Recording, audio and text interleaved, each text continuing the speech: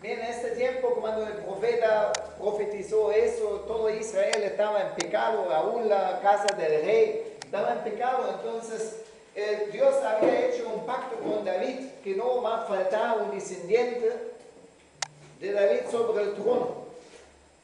Pero el mismo profeta Isaías tenía que avisar el juicio de Dios sobre Israel. De hecho, el reino del norte fue deportado por los asirios y Judá en el sur por los babilonios. Y la casa de David fue hecho pedazo. Pero ahí hay una profecía de esperanza. Pero en esta casa de David, la casa de Isaí, que fue hecho pedazo, pero va a brotar un retoño, una rama, y eso va a llevar fruto. Y ahí el pacto se va a realizar. ¿Y sabe qué es el retoño de Jesús? Él es el hijo de David. Y el fruto somos nosotros. Jesús vino a la tierra para llevar fruto para Dios. Y el fruto somos nosotros. Somos gente salvos para el Padre. Somos gente hechos hijos del Padre. Somos gente sacada de las tinieblas y puesta en su luz. Por el perdón de nuestros pecados, pero por todo lo que cambia en nuestra vida. Somos fruto, claro. Si no cambia nada, entonces no hemos conocido nunca al Señor. Esto tiene que ser claro, ¿sí? ¿Ya? Pero, ¿cómo hizo Jesús su obra?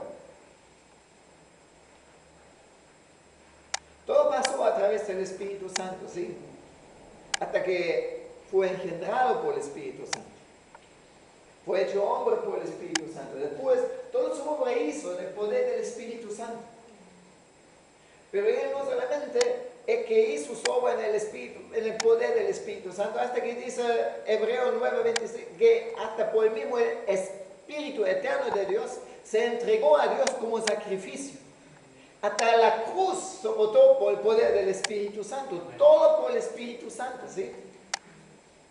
Pero Él es el que bautiza también con el Espíritu Santo. Él es que Juan el Bautista dijo, no soy digno ni siquiera de soldar los, ¿cómo se dice? De abrir sus sandalias, ¿sí? Pero Él os va a bautizar con el Espíritu Santo y con fuego. Miren, esta profecía de Isaías no solamente es una profecía acerca de Jesús, es una profecía para nosotros, porque somos nosotros el cuerpo de Cristo, somos nosotros un espíritu con Él. Entonces quiero concentrarme en el versículo 2. 7 nombres encontramos aquí para el Espíritu Santo. De hecho, yo hace poco, un judío me cambió el esquema, porque yo pensaba siempre que no tiene ninguna importancia. Pero hace poco leí un artículo y ahí sé que en la Biblia, en el Antiguo Testamento especialmente, los números tienen importancia. Tú puedes ver diferentes números aquí. Puedes tomarlo así: el Espíritu del Señor, doble punto. Y después vas a encontrar 3 grupos, 3 parejas de palabras. 3 es el número de Dios, ¿sí? Entonces, tienes el espíritu de sabiduría y de inteligencia. Tienes el espíritu de consejo y de poder. Y el espíritu del conocimiento y del temor del Señor.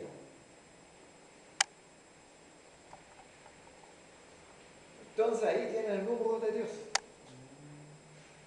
Pero tú puedes también, lo primero, añades, entonces tienes estos 3, y el primero no lo tomas con doble punto, sino como un grupo más. Tienes 4 grupos, entonces añade a los 3 el Espíritu del Señor. Entonces, 4 es el número de bendición, es el número del hombre también. Así bendice Dios al hombre. O lo tomas cada uno por sí, ahí tiene 7 nombres del Espíritu Santo, que es el número completo, justamente el 4 por 3, más 3. ¿Bien? Y el primero es intencional. Yo nunca di importancia, pero hace poco me di cuenta con muchos ejemplos, me hizo ver que estos números casi siempre son intencionales. En Apocalipsis uno se pregunta, ¿y qué son los 7 espíritus? Porque aparecen los 7 espíritus del Señor. ¿De dónde toma 7 espíritus? Es el uno Espíritu Santo. Pero aquí, este mismo Espíritu Santo tiene, en este texto de Isaías, tiene 7 nombres. Y cuando, si aparecen en Apocalipsis los 7 espíritus, Señor, entonces este refiere a este texto. Entonces vamos a hablar de estos 7 nombres. Son 7 nombres que nos dan un poco a conocer la esencia del Espíritu Santo. ¿Quieren saber la esencia del Espíritu Santo? ¿Sí? Y mira, si hablamos de estos 7 nombres, entonces, por favor, entienda una cosa.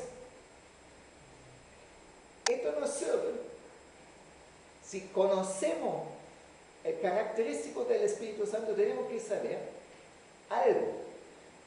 Es que el Espíritu Santo no nos hace pasivos. Mira, hermano, tú fuiste creado como imagen de Dios. Esa es la causa porque Dios no te usa como marioneta. Tú fuiste creado como imagen de Dios. No para que sea pasivo. Mucha gente piensa que el Espíritu Santo tiene que ver y ser lleno del Espíritu Santo es una cosa completamente pasiva.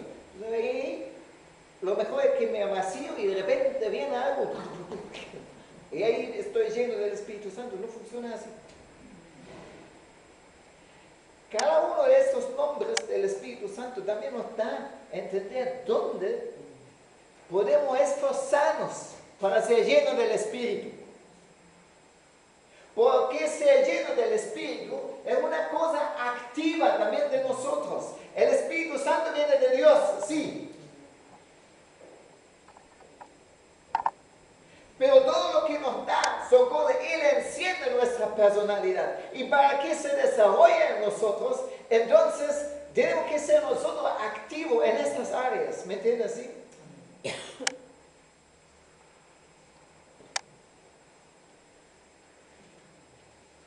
Hay un texto donde la mayoría de los nombres que aquí, sabiduría, entendimiento, temor del Señor, consejo, también aparecen, que están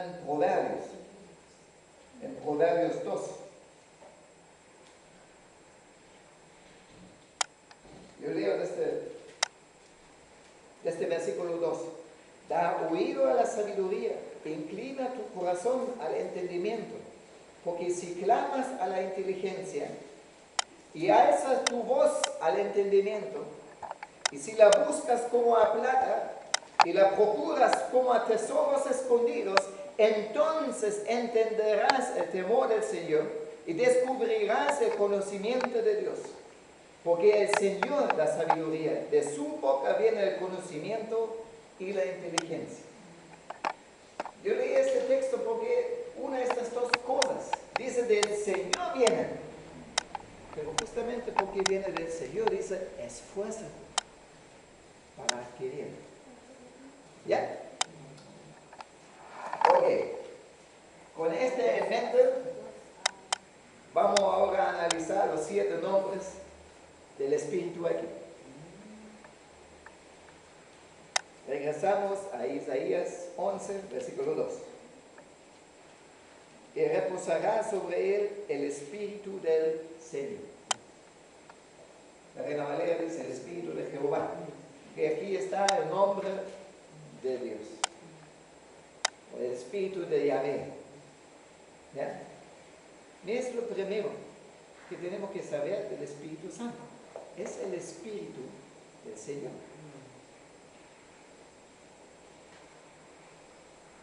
Es el Espíritu del Señor. Y si mora en nosotros, entonces este Espíritu nos apartará para el Señor.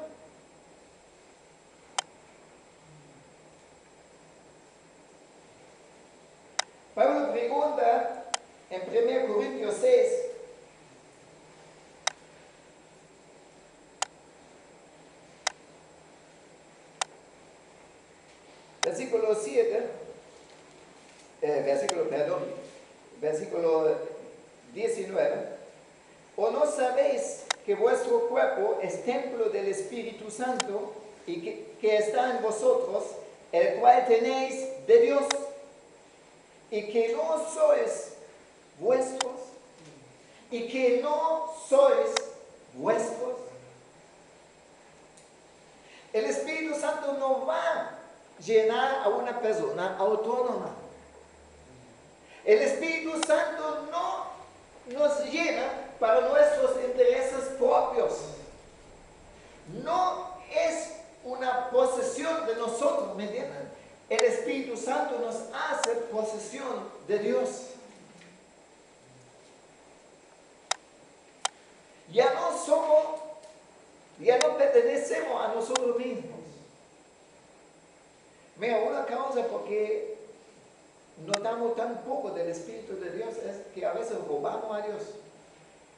Le robamos a Dios a nosotros mismos.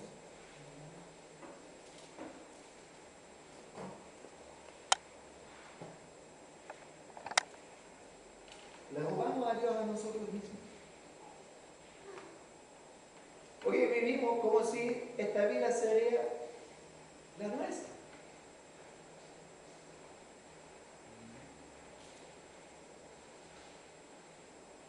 Olvidamos a veces, a todos pasa en momentos, ¿sí?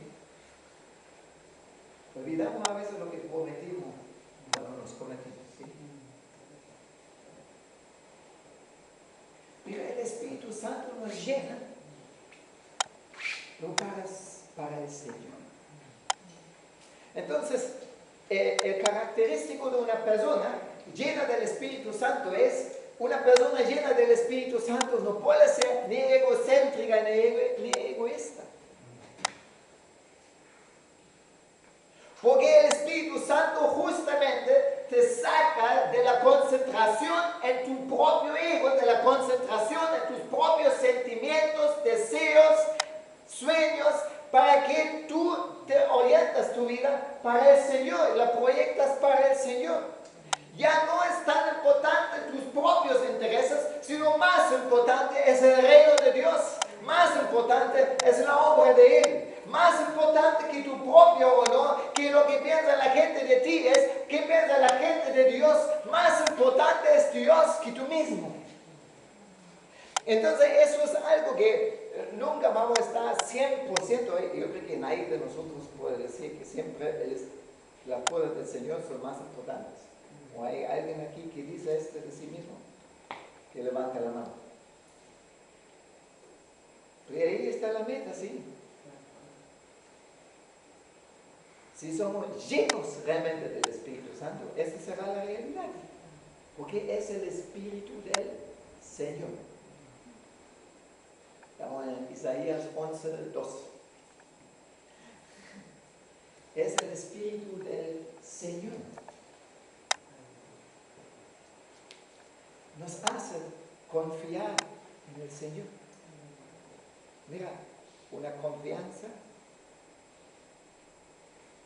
de tal modo que decimos, Señor, aquí estoy, confío en ti, haz tú conmigo lo que tú quieras. Mi vida está en tus manos. Pase lo que pase, yo confío en ti.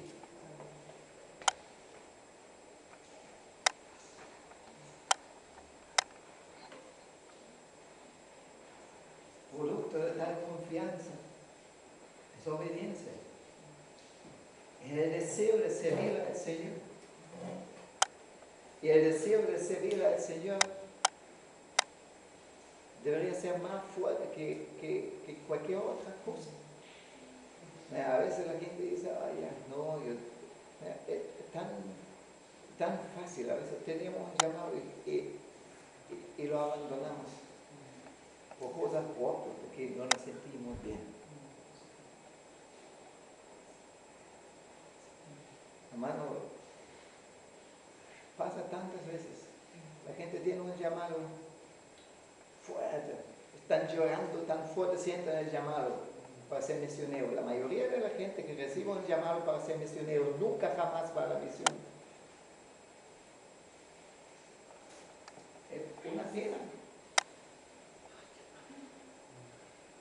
sentimos un llamado más pequeño, el Señor nos da un trabajo. Lo recibimos con gracia de la mano del Señor y pucha, a veces las cosas de repente son difíciles, ya, nos parece que es demasiado difícil. Que el Espíritu Santo nos llena y nos ayuda para salir de toda concentración en nosotros mismos. Ya, ¿qué ves conmigo?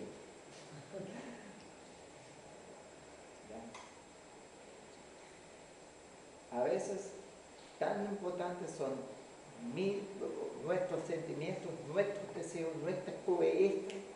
Ya. Y realmente perdemos de vista que nuestra vida está aún en las manos del Señor. Pero un Dios soberano. Pero hermano, vean, si somos del Señor en una relación de amor. Hace poco cantamos esta canción, Yeshua, y ahí cantamos, soy tu novia apasionada. ¿Quién en este momento puede decir, con toda la verdad, yo realmente tengo pasión para Cristo? Amén.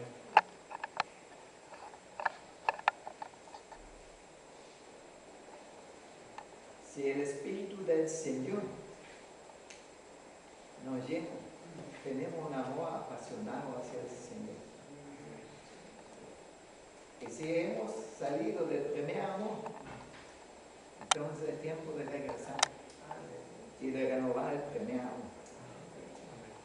Pero si queremos ser llenos del Espíritu Santo, amados, entonces hay que decir, Señor, aquí estoy. A ti te quiero servir, para ti quiero vivir. Lléname, transfórmame. Y el Señor nos va a llenar. Amén.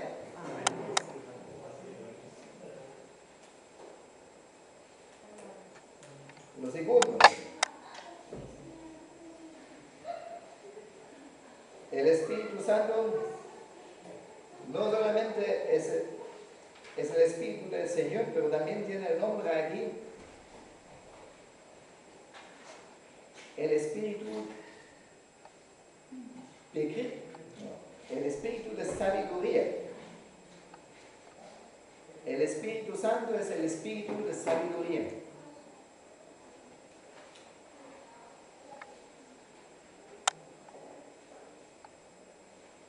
¿Qué es sabiduría?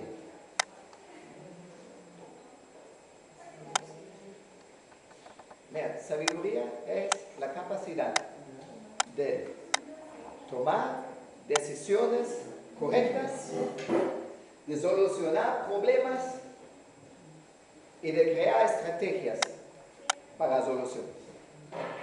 Eso es sabiduría. Y el Espíritu es el Espíritu de sabiduría. Entonces Él impide que muchas veces hacemos decisiones de la guata nomás. ¿Verdad? No es verdad que muchos problemas que tenemos por nuestra propia tontería. No es verdad. La mayoría de los problemas económicos que la gente tiene, no quiero decir que es en todos los casos, pero la absoluta mayoría de la gente que tiene problemas económicos lo tienen porque administraba mal su plata. No practicaba sabiduría. ¿Sí? Y sabiduría necesitamos en todas áreas de nuestra vida. Sabiduría necesitas, la última vez hablamos el predicador habló de las tres actitudes, la flojera, o cómo era la palabra, la negligencia, la diligencia y la excelencia. Pero para que alguien pueda ser excelente necesita sabiduría. No solamente una actitud que quieras trabajar mucho, porque uno puede tener una muy buena actitud y sin embargo puede hacer estupideces, ¿sí? Sino también se necesita sabiduría. Se necesita sabiduría en el trabajo. Para que, y ¿saben? Si el Espíritu Santo es el Espíritu de sabiduría, entonces Los más sabios deberían ser los cristianos. ¿Y cómo es la realidad?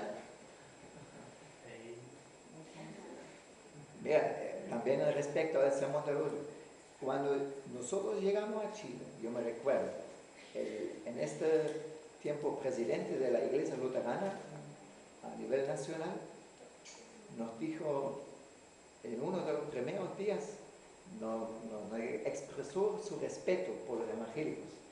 Dijo, si hay varias personas que quieren trabajar conmigo y uno es evangélico, yo prefiero el evangélico, porque es más responsable, más puntual y trata de hacer bien su trabajo y piensa hacerlo bien.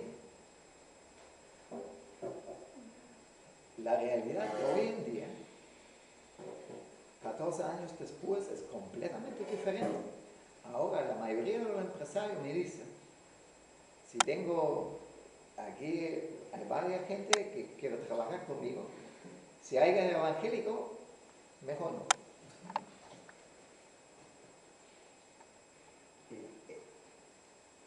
Entonces, uno se pregunta, ¿pero qué pasa? Nunca jamás se habló tanto del Espíritu Santo y del Espíritu, y del Espíritu como hoy en día.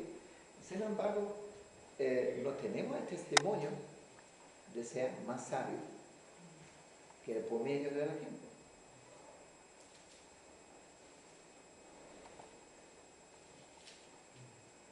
Pero el Espíritu Santo es espíritu de sabiduría. Yo creo que si hablaba en lugar de concentrarnos en cosas más místicas, hay que concentrarse en una vida sabia. Tú estás llamado, hermano, para que tú te destaques a través de tu sabiduría. Amén. Yo me recuerdo en este que siempre en Logos, cuando hablamos de la palabra de Dios, menciona este ejemplo. Entonces todos ya escucharon, igual lo doy otra vez. Se cometió un tipo que en Leipzig, en Alemania Oriental, hace años, se llamó Pedro, le dirían ustedes. Pedro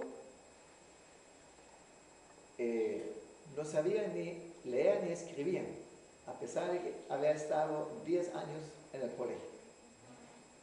Pero en 10 años llegó hasta sexto básico y también con mucha gracia en realidad, y no sabía ni leer ni escribir. El hombre era completamente el contrario, no tenía nada de educación. Era caótico, había crecido en un hogar de niños. Ahí son la gente herida, ¿cierto? Y se convirtió. Ahora quería entender la palabra de Dios porque tenía hambre por ella.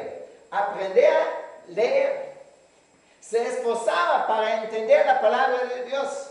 Se esforzaba y sabe, en el hombre se desarrolló una sabiduría tremenda. Todavía era mucho, claro, era caótico, pero siempre menos. Y se desarrolló bien. Porque el Espíritu Santo es el Espíritu de sabiduría. Él podía dar opinión en una discusión, se habló de un problema y de repente, ¡pum!, de su boca llegó la solución.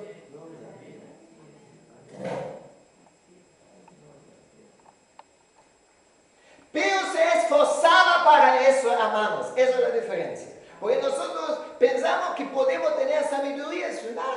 No pensamos. El gran problema de los evangélicos de hoy en día es que somos flojos para pensar. Somos flojos para pensar. Y todo queremos que sea automático. Que nos llega un rayo del cielo, nos inspira. Allá se van las cosas. No.